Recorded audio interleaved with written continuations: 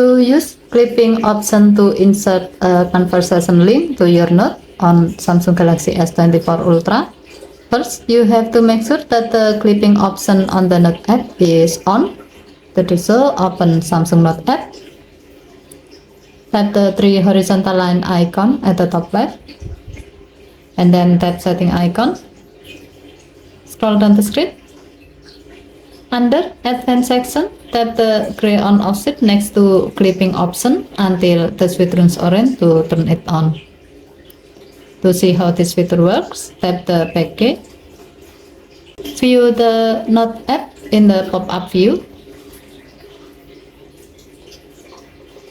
Now open a conversation on the Samsung Messages app.